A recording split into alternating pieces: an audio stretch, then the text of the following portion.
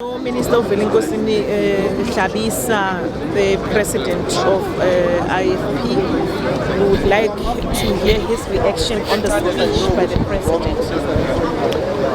Inkulumo kamengameli wezwe ngendlela engizwe ngayo ngathi ihlabe esikhonkosini ukhulume ngezinto ezizokwazi ukwenza uguquko ezweni lakithi kulo hulumeni wehlandla lesikhombisa.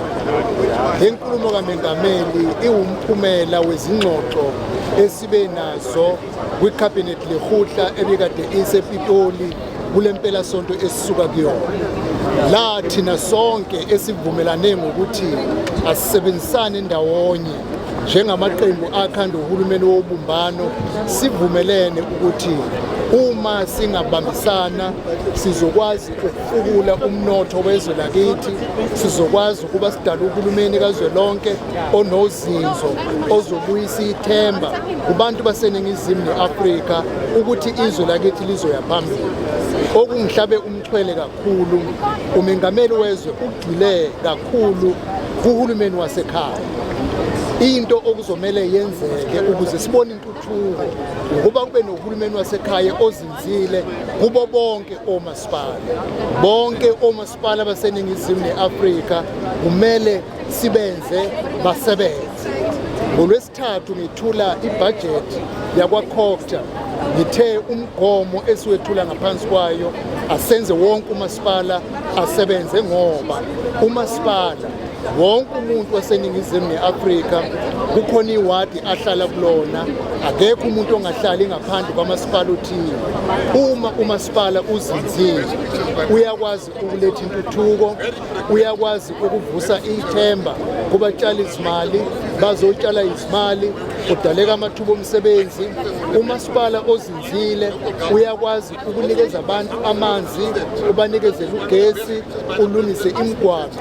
Umasipala ozinzile uyakwazi ukwenza abantu babe nesizathu ukuthi kungani kufuneka bawakhokhela amanzi, kungani kufuneka bawukhokhela ugesi, ngoba umasipala wabo uyakwazi ukuletha intuthuko. Ngakho kumengameli wezwe uyihlabe esikhonkosini ukuthi sonke kuzomele siqikelele ukuthi sinikeza ukweseka komasipala ukuze omasipala bethu bakwazi ukukhanda amathuba okuheha osomnotho nosozimboni bezotshala imali, ngoba noma ngabe yiphi ifemu, noma ngabe yiphi inkampani, noma ngabe yiphi imboni ayikho emkhathini yonke imboni uyothola ukuthi isewadini la ikhona, noma ngabe yiphi indawo la ikhona.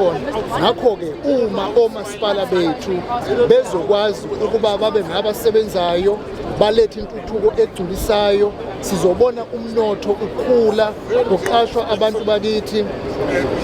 Ngisho nesikweletu-ke lesi sikagesi esikweletwa ngomasipala nesikweletu samanzi sizokwehla uma kuzoba nokuzinza komasipala, ngoba abantu uma amanzi bewathola banesizathu sokuthi bawakhokhele. Uma ugesi ukhanyisa kusukela ekuseni kuze kuyoba sebusuku ngesikhathi abawudinga ngaso banesizathu sokuba bawukhokhele.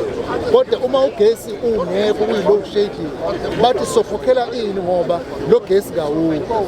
Ngakho-ke uzinzo komasipala wona khiye ozoletha uguquko kulesi sikhathi njengoba kukhethelwe iminyaka emihlanu. Izwe lakithi lizoba nekusasa eliqhakazileyo ngoba sonke esingamaqembu ali-10 sikhuluma ngazwilinye ukuthi sihlanganise amakhono namava esinawo nobuhlakani namasu ukuthi omasipala abaney'nkinga zokusebenza yini esizokuyenza ukuba sibasaphote, sibalekelele ukuba political bakwazi ukuthatha iy'nqumo eziyisa abantu phambili. Administratively baqashe o-manager, o-director nabo bonke abachwepheshile emkhakheni wobunjiniyela nasekuphathweni kwey'mali abazokwenza omasipala bakwazi ukuba babe ngama-viable municipalities ukuyisa phambili imiphakathi yakithi. Le nkulumo-ke kimi ivula isehluko esisha la abaholi baseningizimu neAfrika abanempokophelo yokuyisa izwe phambili bezosebenza ngokubambisana ukuletha uguquko lwangempela emphakathini yakithi. Siyabonga.